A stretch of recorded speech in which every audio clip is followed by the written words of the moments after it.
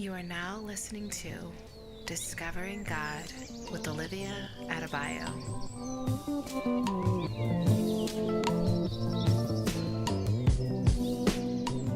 Okay, well, Amy, welcome to my podcast, Discovering God. For y'all who don't know, this is Amy, Hello, everybody. a wife, a mother, a friend, a sister, a worship pastor for Victory Youth at Victory Church in Atlanta, Georgia. And I will post the links on how to get connected with them. That's definitely a great church if you want to get connected. But thank you so much for coming. Thank you for having me. Thank you for your time. For sure. I just can't wait for people to hear your heart. I'm grateful that you're here. I'm grateful too. I'm grateful for any opportunity to share Jesus' heart. Like, whether it's like a platform like this or just like on a regular, like day to day. It's definitely an honor. So thank you for having me. You're welcome. Yeah. We did pray before. We did. And it something happened, y'all. But we learning. You know? We did pray before, but trust me, we prayed. So the presence of God is here. We've allowed, the Holy Spirit and so we're just gonna jump right in. And the first question that I had was to tell us where you're from. Okay. So I'm from Jamaica, Queens, New York. Excuse me. I was not raised in the city. That would have been super fire. Like, I wish I was born in the city, but I wasn't. We moved upstate New York when I was around maybe like 7 or 8, around 2000. We moved upstate, which is completely different from the city. So yeah, I was raised there and was there until I was like 19. Upstate. So Jamestown, New York, which is, to give more context geographically, it's very close to Buffalo, New York. Okay. So we were maybe about like an hour and a half from Buffalo. Oh. So have you ever been to like the Lucille Ball? Yeah, stuff? girl, I lived in Jamestown. That's so where all that. Okay. Yes, they were so obsessed with Lucy in that city. Are you into her? No. Oh my god, she's amazing. I love her too. So I'll be excited to go there. That's crazy because it's such a small town, like, and that was like the only significant thing that we had there. Like, people would come from all over the world to see that, like the museum and all that. Is she buried there? I don't know. I have no idea. Sorry, Jamestown. Yeah. So when did you move here? Was Georgia the next place that you lived? Yeah. Okay. So the Lord was calling us to Georgia. Now bear in mind we had family that lived in New York City, but they ended up moving to Georgia. So we started taking frequent trips to Georgia to visit our family. And then there were times where we would come and we just felt like this tug to stay. I'm sorry, y'all. I'm drinking coffee and my throat is clunky. But anyways, we felt this tug from the Lord to come. First my parents, and then my mother and my stepfather, and then we started feeling that way. And so then we ended up packing everything up. So my husband, Lord, I was not married at that time. I was too young. My brother moved first. Okay. And then I ended up moving after him. And I lived with the pastor of the church that I was attending at the time. I was living with their family for a few months. I didn't know anybody. Like, I didn't know them from Adam. And then the rest of my family ended up moving. So it was kind of a crazy transition. So let's run it back. Your family is Christianity, like, based in your family? Like, it was always there? So my mom and my dad were always Christian from what I remember. We went to church. We attended church often. But I wouldn't say that I encountered Jesus growing up. There wasn't... I feel like I'm about to go deep real fast, but there wasn't a representation of Christ in my home. It was very much one way at church, and then at home it was a completely different situation. So I never really I've heard about God, I've heard about Jesus, but there was never like an authentic, tangible encounter with him until later on, which I'm sure we'll get to that at some point. Okay, so now was it a denomination that you guys were in, or was it like non-denominational? From I mean, I was a kid, so I didn't know nothing about that. But I would assume that it was non-denominational. But it wasn't like Catholic. It wasn't like Methodist. No, it was definitely Christian. But it wasn't. I don't know like denominationally what it was. I guess it was non-denominational, but it was primarily Hispanic. So it wasn't diverse in any way. Maybe there was like a white person here. So are you Puerto Rican? Yeah, I'm half Puerto Rican, half Honduran. Okay. Yes. Yeah. So yeah, all the churches we pretty much attended were like predominantly Hispanic or Latin. So that's just kind of like what I grew up in. Okay. So as a kid, what was your relationship like with God? Or was it anything at all? It was non-existent, for sure. Was he real to you, or was it just something that your family believed? It definitely wasn't real to me. My family believed. But like I said, there wasn't I would see my dad studying the word. Like he's a very studious person. My dad is super intelligent, and he would study all the time. Like I would see like the table full of books, and he'll have like he just studies written down, like all types of stuff, which was really cool. But there was never, from my recollection, right? Because I know when you're a kid, you have your perception, and then you have hindsight when you're older. But my perception then, like I don't remember ever there being like, first of all, seeing that walk with Christ, like actually like out, like just seeing it. I never saw that. I'm sure my dad talked about God and stuff, but it just kind of went over my head because I didn't see the words and the life put together, right? It was just words, you know, but there was no action or authenticity behind it being lived out for real. And so to me it was just like, okay, this is what we believe in, like this is what my dad believes in, my mom believes in, but I never really saw it, you know. So when you moved, you said you moved from New York when you were 19? Yeah. So when you moved to Atlanta, did you move in with your family, or were you on your own? So I was living with the pastor's right. family. Yeah. Okay. So I guess, was there any like strife with your family when you left, or it was just like? No. So it was very much a God thing. So by that time, you're saying it's a God thing now, but did you feel that then? Oh, absolutely. Okay. Because at that point I was already saved. Okay. So I didn't get saved until I was 17. So everything prior to that, there was no conviction. There was no just like awareness of God at all. Like I knew about him and I knew of him, but I didn't know him to be someone that is real, someone that actually wanted a relationship with me. Like I didn't have any understanding of that at all. So how did that start at 17? So many of mistakes. I think at that age, from my parents eventually getting divorced. So like just the environment that I grew up was very, like I said, was, from my experience as a child, was very fearful, was very fear-filled. There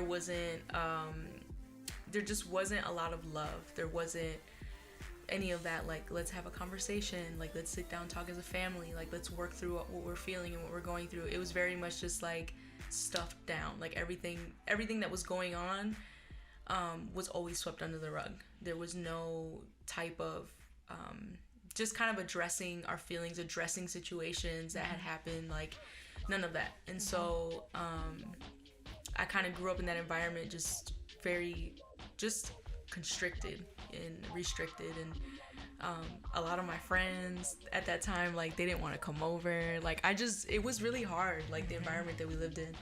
And so fast forward to my parents getting divorced, and my parents were separated. At that point, your girl started wilding, like, because my dad had very strong boundaries, and he was very strict, and like I couldn't go nowhere. Like, that was just kind of like, I'm just like, as I'm speaking, I always like think back on things now that I'm going through now. But anyways, that's besides the point. It's crazy.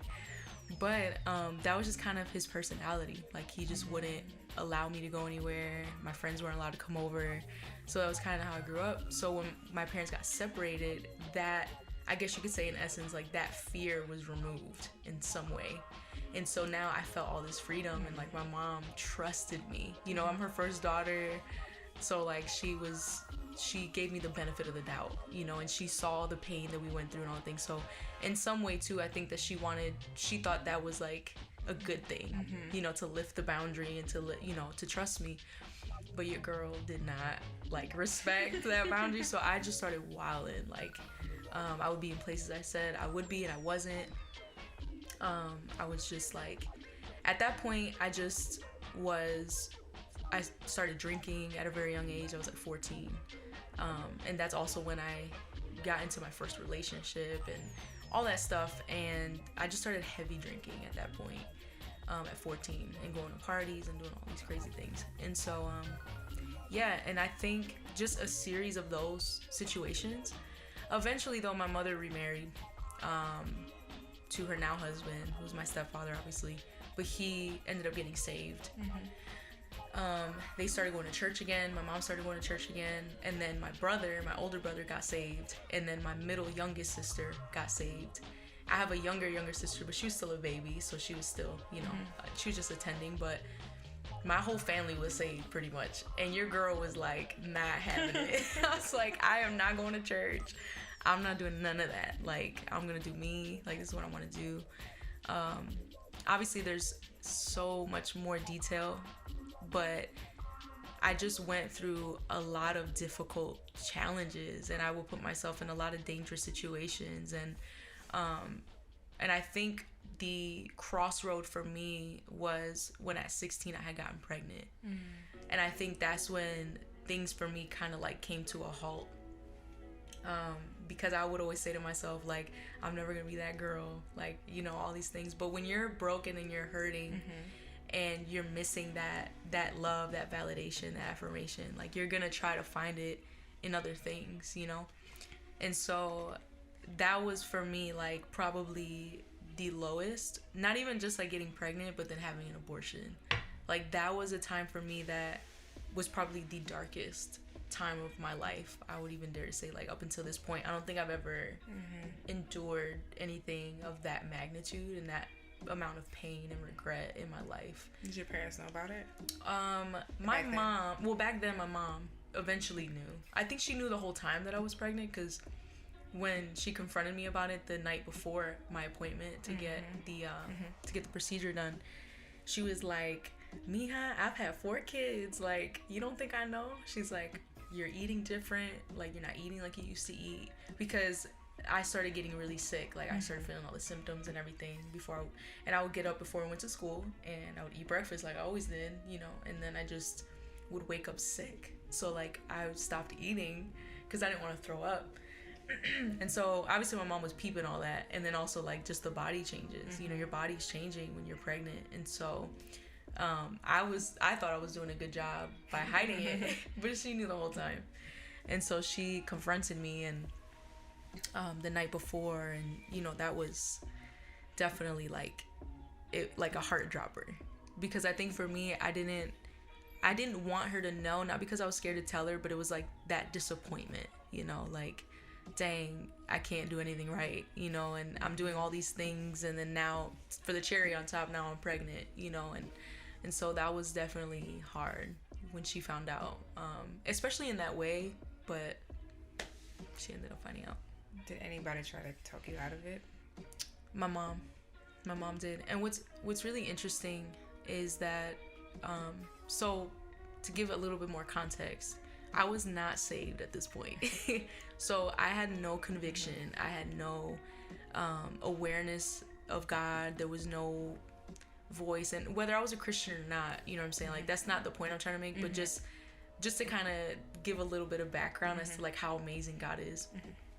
But I think that on my way to the clinic, I had 2 people that went with me, and I felt this like tug at my soul. Like, I felt something in me which I know now was God, that was like, turn around, like, don't do this, you know, go back, you know. And there were several times, the drive was maybe about a 45-minute drive. And the person that was driving, I kept telling them, hey, can you turn around? Like, I don't know if I want to do this. And like, they'll turn around and I'm like, no, I have to do this. Because just, I'm 16. I'm freaking out. Like, I'm terrified. And I'm like, there's no way that I can have a child, not at this age. And the relationship I was in was a horrible situation. Like, it was not a good relationship at all. And just the fact that I was young, you know, and I'm like, I can't do this. And so there were multiple times where, like, I felt that nudging in my soul, like, turn around, like, pulling me away. And I was just like, no, like, I can't do it. Like, I have to go through with this, you know? And so we eventually get to the clinic, and that's where I felt it the most. And it was just, man, like, something was just gripping me. It was just like, don't do this. But I ended up going through with it. So that's another part to it as well. Okay, so after that happened, the dust is settled from that. Did you start going to church with your family? Is that the point where you? Yeah. So I think I didn't immediately turn to God after that. Did your mother treat you any differently? Absolutely. She had a lot of resentment towards me, especially when I came home. Like, I thought she was going to be like, I guess in a way, my expectation was that she would have sympathy because of how much pain I was in and like all that stuff. But she was very upset with me. Like, I think I would even dare say for like maybe a few months. Like, she was very just like emotionally not there, just very resentful, which I understand, like, obviously in hindsight, but at that point in time, I was very hurt by that, you know? But yeah, I think maybe it was about a year later, maybe not a full year, but I remember, I'll say this first to give a little more context too, but prior to that situation ever happening and my family was going to church, my mom would invite the pastor of the church that I eventually started attending when I got saved. He would come over all the time and like share the word with me and like talk about the love of Jesus and all that. And I'm like, listen, bro, like I ain't trying to hear none of that. Like, I'm trying to do me and like party and do what I want to do. The pain was really real. Like, the things that I was enduring, the things that I felt, like my parents getting divorced and just like all of that, you know, it hurt, you know, and the last thing I wanted was to be talked about how I need to live a certain way, you know. And so he would always talk to me about Jesus, especially the scripture where Jesus is saying, deny yourself, carry your cross and follow me. Like, he would often bring that scripture up all the time, and I'm like, this is whack. Like, I'm not trying to, you know, listen to all this. But anyways, all of that was being stored up in some way. And the moment that I had that crossroad moment, I was like, I started to remember everything that he was sharing with me about the love of Jesus. And so I eventually attended a service at the church, and that night in particular, I just, you know, they had an altar call. I came up, and you know, and I just felt this incredible love that I was seeking forever, you know, in relationships and alcohol and drugs and, you know, all these situations that I was, you know, putting myself in. And I found it in that moment. It found me in that moment, which was the Lord. And I was like, what is this? Like, I had no idea what it was. I was just like, I know what I'm experiencing right now, and I know that it's what I've been looking for forever. And then from that moment on, like, Jesus just completely, like, was just, I don't know, overwhelming me with love. And everything that I thought I wanted just faded away. Everything. Like, even, because I need you guys to understand, like, I was a partier, like a drinker. Your girl was thirsty for a party all the time, to drink, to get drunk, because that was my escape. But it was crazy how just in a moment that desire just was gone. And it wasn't because someone told me to. It was because I understand now that I encountered the love of Jesus, and that love that I encountered, it made me want to abandon everything that I thought I wanted, or it just was that simple. Like, it wasn't this like 10-step program or like people telling me like, hey, you need to stop drinking, you need to stop smoking. Like, it was just like, nah, like, I want this love, like, and I don't want anything else. And if I have to leave everything, I will. And I was in a relationship at that time. I was doing music at that time, like trying to pursue music secularly, and like and I stopped all of it. I was like, I don't want to be in this relationship, I don't want to pursue music, Lord, I just want you. And so I just kind of let everything go, until obviously he made it okay for me to say, okay, you can do music again, you can do this. But, and it's crazy, he didn't tell me to do none of that. I was just like, I want, laid it down. Yeah, I was like, I just want Jesus, I just want this love. And I think that's what Jesus means in Revelation when he says, like, come back to your first love. Because when you're in love with Jesus, it's like, you don't care what you have to leave, you don't care what you have to abandon, you don't care what you have to give up, like, because you know his heart and you just want to continually be in love with him. And so love is just, that's another, it's just wonderful when you fall in love with Jesus. Yeah. So when you moved here to stay with the pastor, you felt the Lord was tugging you here. What was your life like when you got here? Oh yeah, that's a good question. So I distinctly remember when I left New York, the Lord said to me, you're going to work in ministry. So not work in ministry all like I'm getting paid, but just working in the church. And so I didn't know what that looked like. God didn't give me context. He was just like, you're going to this church and you're going to serve and you're going to work in the church and all that. And I said, okay, cool. And so at that time though, the first church I ever attended, I was not leading worship. I was not a worship leader. I was not a worship pastor. I wasn't doing any of that. I was actually more heavily involved with the youth. Like, I wasn't a youth pastor either. Like, I just gravitated towards them. They gravitated towards me. I was like their big sister, and we just like spent all of our time together. Like, we would go out together, we would fast together, we'd pray together. And so that was like what I was thinking, like I was gonna be with the youth. So I was like, dope, because like that's what I was doing before. And so I show up, and immediately the pastor of the church was like, you're the new worship leader.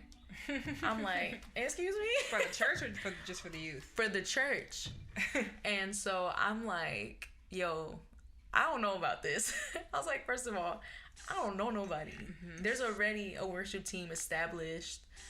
And I didn't know what worship was. Like, I had no idea what it meant to worship Jesus. But you just sang. I just sang, yeah. I mean, they would have little, like, what they call in Hispanic church, they call it especiales, where, like, you just sing a song, like, within the service, and then you're done, or whatever. Well, like a performance. Yeah, I guess is what you can call it. And I did that, like, every so often. Like, it was, like, not routinely. Like, it was every so often I would do it. And I was always scared when I did it. And so anyways, I'm, like, looking at them like, y'all crazy. There's no way that I'm doing this. Like, I don't know what I'm doing. I don't know anybody in the church. I just got here. Like, I need to get acquainted, you know? Right. But they're like, no, like, we feel that, like, this is where the Lord wants to put you. This is why you're here. And I'm like, dang, it was very scary. So, like, you were the worship leader? Yeah, I was, like, the one that people had to, like, I guess, listen to in that role. And so it was scary. I had no idea what I was doing. None. But what I found is that the more I just kept walking with the Lord, he kept leading me. And he was leading me in worship in a way that was even foreign to me. Like, it was uncomfortable for me. And so that was a time where, like, spontaneous worship started to kind of, in my eyes, started to become a thing. So, like, the Bethels and, like, Stephanie Gretzinger. This had to have been it was 2013, 2014. Gotcha.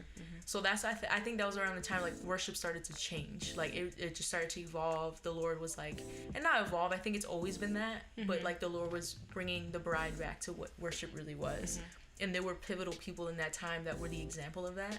So Stephanie Gretzinger, Jeremy Riddle, like, those were the people that were, like, I guess they were, like, the trailblazers for that, I guess, in the church in some way. And so the Lord started doing that same thing in me in this church, because in that church at the time, it was very routine. 30-minute rehearsals, 30-minute worship. Like, it was very confined, the same worship songs all the time. Like, it was so predictable that, like, people just knew. But the Lord was leading me to change that. And so I'm confidently doing it because I'm like, okay, he's leading me. So maybe everybody's waiting. Maybe they're longing for this. Like, maybe this is what everybody wants. Like, maybe, you know, I had no idea what people were thinking or what God was having me do. But that's when I experienced a tremendous amount of pushback. Like, that was like, people they were not feeling the changes. People as in the congregation or like leadership? I would say congregation. Not everyone in the congregation. But there were some, and then there were a lot in the worship team itself that they were like, nah, bro, we ain't feeling this. And what made it worse is, like, I didn't have a relationship, which I think if I could go back, I think maybe that could have been done differently, like just establishing relationship and trust with people first, because I find that in leadership, if you don't have a relationship and trust with people, it's very rare that people will listen. I think that's just one part of it, though. There's other things as well, other factors that play into that, but yeah, people were they were not feeling it, and there was just so much pushback, so much like persecution. Like, people were like really, like, they just didn't like me because of those changes, and that was hard, you know. But I was just being obedient. Like, I was like, God, like, I'm not trying to change anyone. I'm not trying to like force this on anyone. I'm just doing what you're leading me to do. And so yeah, that was kind of like the sort of the experience. It wasn't all bad, but there were definitely challenges. Did it ever change? No. Okay. No. I think there were people that changed, but I think as a whole, it just kind of stayed the same. Like, the foundation wouldn't change, but there were people that they definitely were like, oh, we get what you're saying now. Like, we understand, like, blah, blah, blah. But then there was people that were like, they still didn't get it, you know, which eventually just led to just burnout and like just a lot of frustration. And I made, like I said, I don't want y'all to think it was just them. Like, I definitely made a lot of mistakes because I was still maturing in my faith. Like, you know, I'd never been a worship leader before, so I was like, literally, it was like trial and error. Like, I was like I guess the Lord was paving a way through me for worship in that church, like changing it, you know. And I just happened to get just the backlash to that because it's been the same for so long. And so yeah, there were people that left like because of it. Like, when they found out I was a worship leader, they would quit. Like, it was crazy. It was really crazy. But how long were you the worship leader there? I think I want to say close to 4 years. Wow. And they didn't like you that long? Yeah, girl. It was rough.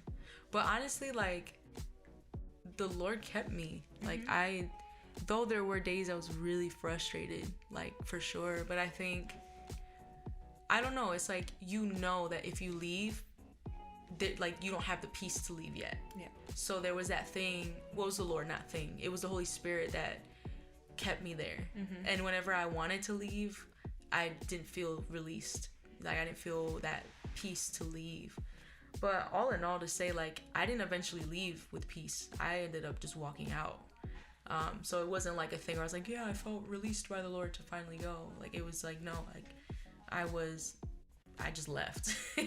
Like, I abandoned it. I left them hanging, which was not right.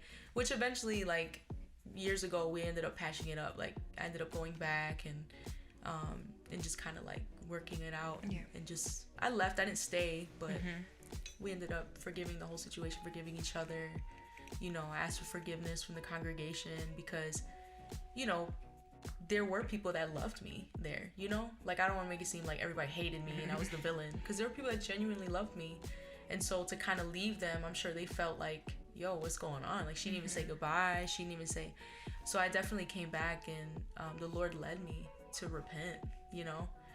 And so I stood before the congregation, was like, I want to apologize for leaving you guys, you know, and not considering that there were people here that actually really cared about me, you know? And so, yeah, and then we kind of just patched things up and we moved on. Was it that you went straight from that church to Victory? Or no. Okay. So when I left, I was super hurt. But what's so hilarious about what I did was that I blamed it on, oh, the Lord's leading me here, right? And so my mom and my stepdad were pastoring a church that was connected to their church, but they were in a different city. So they were pastoring in Lilburn, and then the church that I was attending was in Morrow, Georgia, so complete opposite side of town. And so I told the pastor, I'm like, well, I feel led from the Lord to go serve in my parents' church. Like, I'm not supposed to be here anymore. And she's like, okay, if that's what you think. And we were just going back and forth and just like arguing about it. And I'm like, you're not the only one that hears from God. I hear from God. Like, y'all, I was so mad. But I ended up leaving. But I didn't end up attending my mom's church. I went here and there, but I just wasn't feeling it at all. Like, I was done with church. I was done leading worship. I was done, like, just serving the bride. Like, I was like, I'm hurt, God. Like, I'm done with this. Like, I don't want anything to do with this anymore. And I just, like, started creating vows. And I was like, I'm never leading worship again. Like, I'm never serving in a church again. And so that led to probably, I mean, aside from, like, me saying the abortion was the hardest time, which it was, but I think at that point, I went through a season of depression for, like, maybe about a year. Like, I was super depressed. Because in my mind, I'm thinking I left the world and I started going to church, and church was all I knew, and then now that's gone. So, like, what do I have left? You know, and so I just went through this deep depression for that year, and I wasn't going to church. And so, yeah, it was rough. That year was really, really hard, emotionally, mentally, spiritually. Like, it was a battle for sure. Yeah. So how'd you find victory? So one of my really good friends, she was attending at the time. And she was the type of friend that, because I was, like, in a whole different headspace, so I didn't want to talk to anybody. I didn't want to, like, connect with anyone. I was very much in my own world.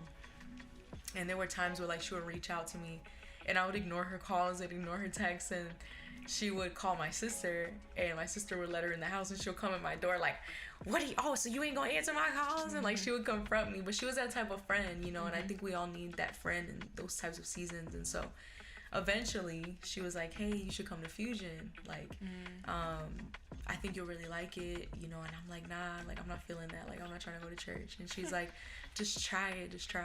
And so eventually I worked my way to get there. So that was my first encounter with victory, was Fusion. And from that moment forward, I remember the night that I was there, I'll never forget it. It was like yesterday. Crystal Nicole was there, and she was leading Reckless Love. And that was the first time I ever heard that song in my life. And so the Lord just wrecked me. Like, and in my heart, I felt like I heard the Holy Spirit say, like, this is where I will establish you. This is where I'll heal you. This is where you'll grow. And now I'm like, I'm here. Like, I've been attending ever since. It was still very much, it was very inconsistent in the beginning, for sure. But eventually I started to, like, become more faithful and start serving in worship and all of those different things. And then, Was worship the worship team the first place you served? it was, not by choice, but I came in and I was like, very much just like, I'm gonna just be a spectator, you know, because I was still hurt from all the things that I went through. So I was just finding a reason to leave. I was like, yo, I wish somebody would step to me and say something stupid so I can go. Like, I'm ready for someone to say something dumb to me so I could be like, you see, God, this is why I don't go to church. Like, just really, like, just, it was so bad, y'all. But I don't know, I just stayed for a while. And then I wanted to just be a spectator, but then maybe if I did start serving, I was like, maybe I'll serve with the kids, or, like, you know, be a greeter or whatever. And so little did I know that my friend went behind my back and because she was really close with Danielle, and so she's like, I know somebody that leads worship and she's amazing and blah blah blah. And so she calls me and she's like, hey, send me a video of you leading worship. And I'm like, what are you up to? Like, what are you doing? And so I ended up sending it to her. And she's like, you need to audition for worship. They're having auditions. And I'm like, no, I don't want to do this. Like, this is not what I want to do. And she's like, well, what you going to do then? And I'm like, I'm gonna start with the kids, like in the children ministry. Like she's like, the children's ministry. She's like, no, that's not your calling, and blah blah. But honestly, like, I'm so thankful for that, because I know that that's where I was supposed to be now in hindsight. But I was just fighting it, and I was like, I don't want to do this. Like, I don't want to like open up, you know, because you have to understand, like, worship in some ways is very vulnerable, and not everybody's gonna understand the way you worship. You know, and me, I was a person, when I worship, I was very bare, like in the last church, like very open, and that was just the way the Lord led me to worship him. And so people didn't get it, and so it really hurt me. And so in my mind, I'm like, I'm not doing that, especially not in this big old church. I was like, there's like hundreds of people here, like, heck no.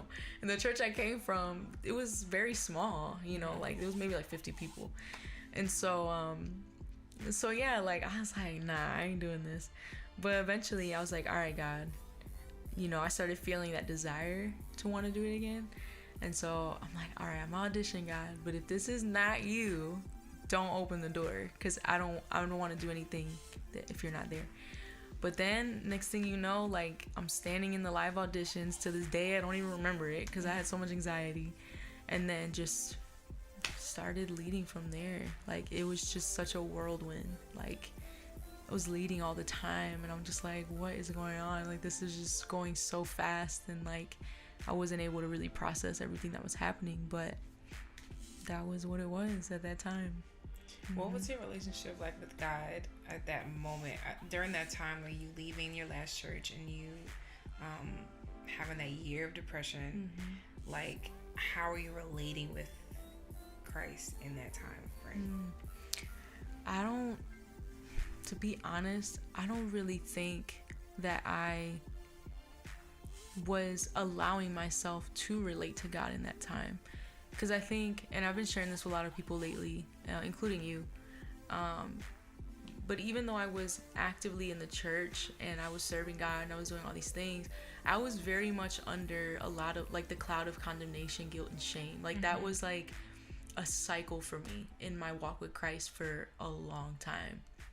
And so I had like this very strong religious mindset. Like, I had to do, to be, I had to check the list, I had to make sure I did all the things that I was supposed to do according to the word. And that's how I knew that God's hand was on my life. That's how I knew that God loved me. That's how I knew that he approved of me. And so I very much lived in that way for a really long time.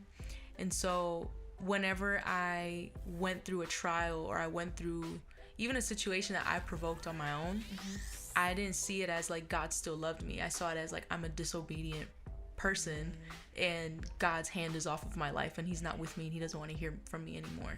And so when I was going through that year of depression, I very much disconnected myself. Of course, I had moments where like I would break down, and you know, that's when I would go to God, but still it was very like, woe is me. Like, I don't deserve to be in your presence. Like, and it was just this deeper pit of condemnation. Like, you only see God when you're hurting, and just all that stuff. So my perception of God at that time was very much that he was a dictator, and that I had to obey him. Otherwise, like, he's no longer with me. And so that's just how I lived. Like, I walked with, I don't even say that's walking with God, but that was just like the way that I perceived him. It was very much fear, not fear of the Lord, but fear of man, fear that I would be punished, like all these different things. And so I've operated in that for a really long time. And so, yeah, I think at that time, that's just kind of the way that I perceived the Lord. So I wouldn't even say that I grieved or processed through that, because it still affected me when I went to Victory, and it affected me when I got hired there, and it affected me. And it wasn't until like a few years ago that the Lord really sent the most amazing people into my life, Aaron and Kayla. And the Lord just, man, like, God just used them in my life in such a way that he started to heal so many things in my heart, you know, and things that I didn't even know where I was operating through, and like, and how I was like filtering life through, and I was filtering Christ through all of these things. And so they helped me to become aware of those things. And so but I wouldn't say that my perception of God changed immediately. I still was kind of in that same religious mentality still, and like of fear and punishment and like all of that. But that's when I became aware that Christ actually wanted my wounds and he wanted my pain, which I didn't that wasn't a thing in the church, like that, at least that I can recollect. It was very much like you need to be obedient, and if you're battling with something, then like you need to bind it, which I believe in that. I believe in spiritual warfare, but there wasn't a lot of relationship, messages and stuff like that. So do you feel like you're on the other side of condemnation? Absolutely, I can confidently say that. So when do you feel like you realized that you were through it and you look back and it was behind you? It's funny because we had this whole conversation the other day. So the turning point for me, and it's just so crazy, but I was at home and was sitting on my couch just listening to worship. I was watching a Jesus Image service and just worshiping. My sister had told me about them before, and so I'm sitting there and I'm rewatching the video that she was telling me to watch, and just sitting there with my son and worshiping, and the pastor comes up and says something so simple. Like, it was just the simplest statement, and I think we've all heard it before, but for some reason, like, I heard it differently that day. And he comes up and says, how often do we come to church and expect the Lord to move and the way we want him to move, and do breakthroughs and healings and miracles and signs and wonders, which I love. I'm for all that, and I think the Lord is too. He's a God of miracles. He's a God that heals, But then he proceeds and starts to say, like, but when do we come to the house of the Lord with the posture and the intention to pour our love out on him? And like, for me, I've never heard that before. Like, I don't know, maybe I have, but it didn't grab me, I guess. And so when he said it, I was like immediately self-analyzing, because I'm like, when you're in a spirit of religion and condemnation, you're constantly self-criticizing. Like, you're constantly like talking, like just saying to yourself how bad you are and like how you don't measure up and how you're not good enough and you have to gain and work and to gain and all that stuff. And so I'm sitting on the couch and I'm like, oh my gosh, great. Like, I don't even love you, God. Like, I can't remember the last time I said I loved you. And so I'm like being critical, and I just hear this still just soft voice in my heart. It wasn't audible, but it was in my heart, and was like, just say you love me. And then I'm just like, but God, I can't just say I love you. Like, I haven't talked to you in like weeks, and I haven't read my word in like weeks. Like, I'm not gonna say I love you.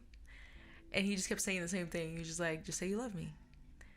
And I'm like, no, like just fighting within myself. But he just kept saying that to me. And so I'm sitting there and I'm like, I love you, Jesus. And as I'm saying it, I felt so uncomfortable and I felt so weird, which is strange, but that was just the reality of what I was feeling. Like, I was like, why do I feel uncomfortable? Like, this is Jesus, this is God, the one that died for me and resurrected and suffered and all these things. Like, I shouldn't feel weird to tell him that I love him. And so I'm just like wrestling and I'm trying to push through and just say that I love him. And then I hear this contrary voice that's like, how dare you say you love Jesus? Like, you don't love him. Like, you don't even read your word. You don't even give your all. Like, you don't even like just accusing me. And I'm just like, and it's overwhelming me. But then I hear his voice again saying, just say you love me. And so in that moment, I just start to press through what I'm hearing. I'm pressing through the voice of religion. I'm pressing through that contrary voice that's telling me to stop because I'm not allowed to love him because my life doesn't look a certain way. And bear in mind, I'm not saying that like I'm wilding out, you know what I'm saying, and like doing whatever, but it's just like religion, like trying to check the boxes and do everything correctly. And so anyways, I'm just pressing in, and at this point I'm like affectionately pouring. Like, I think affection is different. That's when you start to like, it starts to get intimate. And at that, it's like the woman with the alabaster box. Like, when she came to the feet of Jesus, I'm sure sis looked tore up. She just came off the street. Like, she was a prostitute. She could have came from just sleeping with somebody and making her money. And bear in mind that she saved all this money to buy the most expensive alabaster box and perfume And that money probably came from prostituting. You know what I'm saying? Like, it's crazy. Like, the Lord's been really settling me in her story. But she came off the street and like broke that expensive, perfume at his feet. And religion was in the room screaming and telling her, you're not allowed to do this. Like, Jesus, if you're really a prophet, like, you wouldn't, if you're really the Messiah, like, you would not let this woman touch your feet. You would know who she is and not let her do that. But it was like in that moment, as I was pressing in, like, that was just, it was breaking the confines of what I thought was the gospel. That I thought it was like, oh, I have to earn and strive. And I even felt like, while I was saying that I love Jesus, I started feeling fake. Like, because nowadays it's like you got to do all these things to prove, right? Yeah. Like, otherwise you're fake. But it's like with Jesus, he already did it, and he's just asking for our love. And so what's really incredible about the gospel is that, number one, we don't have to strive. Like, we don't have to like earn God's love, nor do we need to be all of these things in order to love him. But I think there's this space when you're in love with Jesus where you allow yourself to radically go after him in love, like this woman did. Like, she could have, maybe even in her mind, was like running the risk of like, what if he rejects me?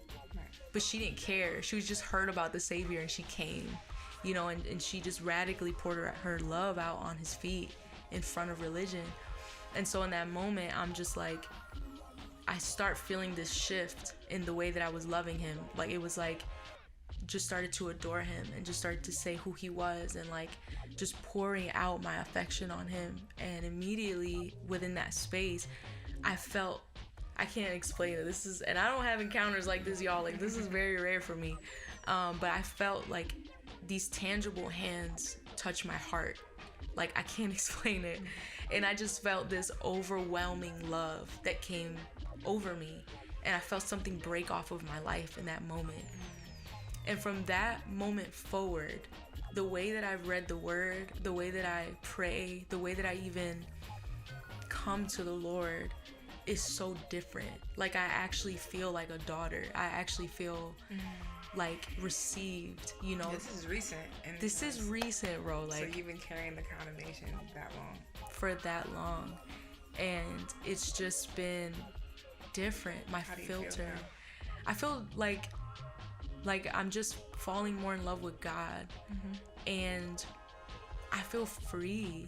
Like, I don't feel like I'm constricted to these lies anymore. And if they ever try to come back, because they do, the enemy's always gonna try you. You don't got new tricks. But it's like, I can see it from a mile away.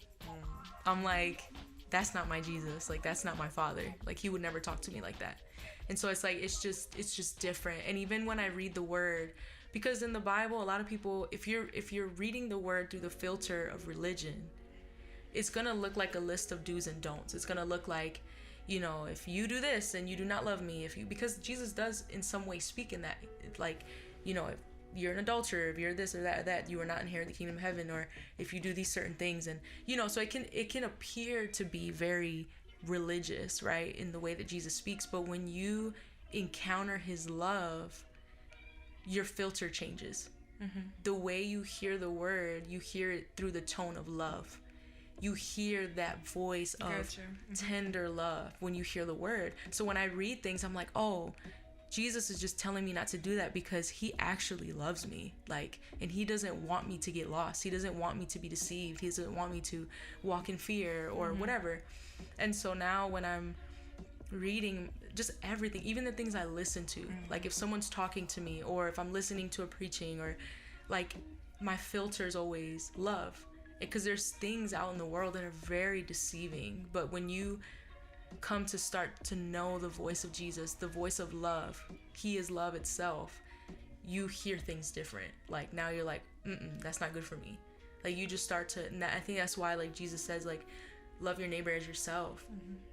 And and like, also, like, he loved, so he loved us first so that we could love him. And so it's, when you see it in that way, it's just, you filter life so much differently. You protect that relationship with Jesus because you don't want anything to to violate or taint or contaminate that. Like, you want Jesus and you just want him. And so it's been pretty transformational, and not just for me individually, but I think in the way that I move in life now, in my marriage, which is still challenging, but in my marriage, in ministry, like, ministry is difficult, like, you know, marriage is difficult, family is difficult, relationships can be difficult, but when you filter all of life through love, you're not striving. And this is the problem I have with, like, you know, sermons and preachings that are like, here are 3 points on how to be a great Christian, or like how to love better, and but it's like, there's nothing wrong with it, but we lose the focus of what matters and where it comes from. Motivation from the principles. There you go. Like, it becomes more self-motivational than it is like self-help. Than it is, yeah, exactly. Than it is to depend on Christ. Right. And we start to strive, and now it becomes by might and by power and not by the Spirit. And so, you know, that's why, like, everything, that's why in 1 Corinthians 13 Jesus talks about love being the greatest. It's greater than faith and hope. You can't even have faith if you don't love. You can't have hope if it's not coming from love. She's a pastor, y'all. All right, y'all. But it's like, it's so crazy, because I'm like, yo. So would you say that you've discovered God through love? Absolutely. And I think he wants that for everybody. It's not just like, oh, everybody encounters Jesus differently. And it's like, okay, maybe. But I think that, and I'm just being bold, I really think it all starts with love. Yeah. We cannot serve God. We can't do all these things and it not flow from love, because then it'll just be striving and doing and religion all over again.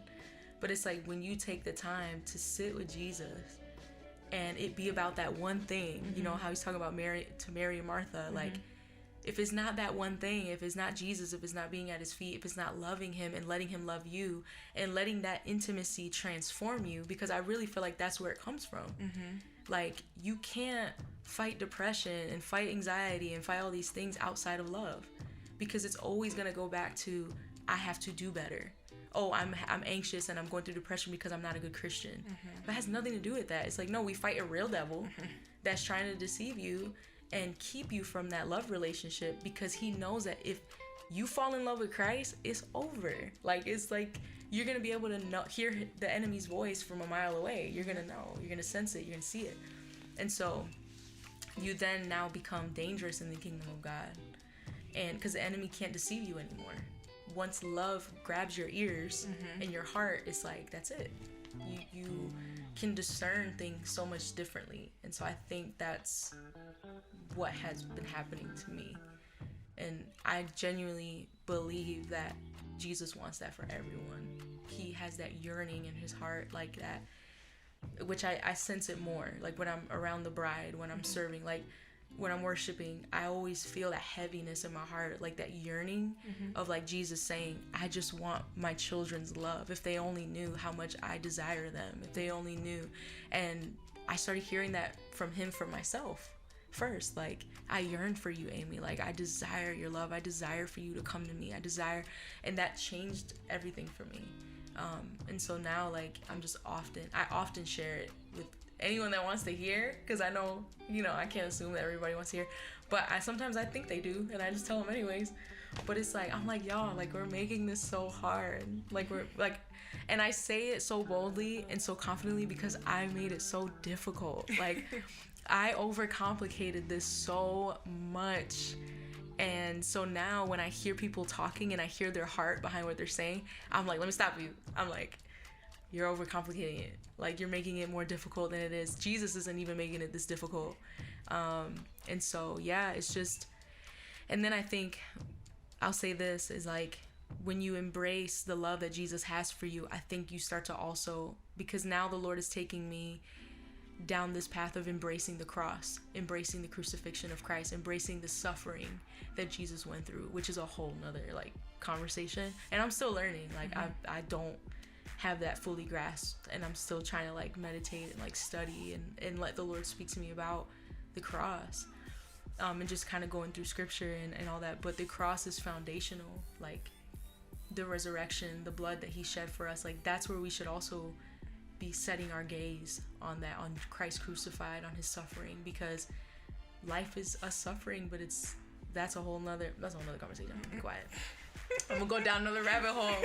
But yeah, that's pretty much what I've been going through. So you go from being living this life under strict leadership from your father, to then having that sort of barrier being removed when your parents get divorced, and then you're wilding out and you're drinking, and then you find yourself pregnant and you have an abortion, and then you find Christ, truly a relationship with Christ later on, and you go through all these things and you find yourself here now, a mom, a wife, a worship pastor. Like, what would you say to the person who may have not, I'm gonna say they haven't arrived, but to say that they feel that they can't overcome their past? Jesus. I would say, I think when we're walking with Jesus, intentionality to lean into his voice is really important. I dare to even say, like, there's a lot of people that say, hey, 10 minutes a day, or whatever is fine, which I know everyone's lifestyle is different, but you really have to, like, posture yourself to allow him to speak truth over you. Like, and then also, and just really just meditating on what he's done. And that's what I mean when I was saying earlier about the cross. When you meditate on the life of Jesus, the Gospels, Matthew, Mark, Luke, and John, and you meditate, that's what I'm going through now, y'all. So I don't know everything. Like, I'm learning, because, yeah, that's a whole other thing. But spend time meditating on the life of Christ. Spend time meditating on what he came to earth to accomplish. And it was to die a brutal death, to be nailed to a cross that was considered a curse, to die, go to hell, and then resurrect. And now we have, like, really, I know we hear it all the time. We hear it in communion, we hear it when we're in church, we hear it in sermons, but we don't meditate on it. Like, there's a difference between hearing something and meditating on something. Like, and don't view the sacrifice of Christ as like a woe is me. Really meditate on it through the filter of love. It will freaking mess you up, because when you could still look at the sacrifice of Christ and be like, he did all this for me, I'm just such a dirty sinner, and I'm like, you could still be very woe is me, and like just kind of like, no, like, he died for you because you are valuable, because he loves you. But more than that, he wants a relationship. And I think that will start to free you from the accuser and him bringing back your past and, like, telling you that you're worthless and telling you that you're this and you're that. Like, really just study the life of Jesus. Like, meditate on the life of Jesus. Ask Holy Spirit to give you a spirit of revelation and knowledge of who he is, to know his heart for you and what he desires of us and of you. And I think that will start to kind of, like, chisel away that, like, condemnation and that feeling of, like, my past is still relevant and all that, because it's totally not, but it takes discipline. It takes, like, it's hard, y'all. Like, life is busy. Like, life is all over the place. Is moving a million miles a minute, and it's very difficult for us sometimes to find that moment to just kind of be still. But just, God is constantly, day by day, giving us opportunities to lean in, giving us opportunities to hear his heart, giving us opportunities to encounter his love every day. But we just don't take the opportunity, whether it's just distractions getting in the way, or just, like, we think we're not good enough. We kind of, like, punish ourselves. Like, I used to do, like, I would literally remove myself from the gift of his presence because I didn't think I was worthy. And until I felt like I was worthy, then I would come back into his presence. But it's like, no, it's like, it's a gift. He wants us to be there because he knows in his presence there's fullness of joy. In his presence there's relationship. In his presence there's intimacy, there's love, there's transformation. But why do you think that the devil works overtime to keep us distracted or to make us bite the bait of distraction so that we don't encounter that? Because the moment we do, like I said earlier, it's over. Like, once you're in love, that's it. Like, the enemy cannot take that from you, you know? And you can't unsee it. Like the word says, like, I've tasted and I've seen of the goodness of the Lord. And it's like, it's real. Like, when you taste the Lord, you don't want to go back. You don't want anything else. Your palate is different and you're like, like, I've tasted and I've seen that the Lord is good. I'm not going back to anything else. And so I think you have to allow yourself to experience that, because Jesus wants it. He wants it just as bad as, if not more than I do or you do, you know, because it's the whole reason why you're doing this podcast, is so that people can discover God through suffering and just in their day-to-day lives. So it's like, Jesus wants that even more for you. So yeah, I heard something yesterday about casting about the elders in Revelation, casting their crowns.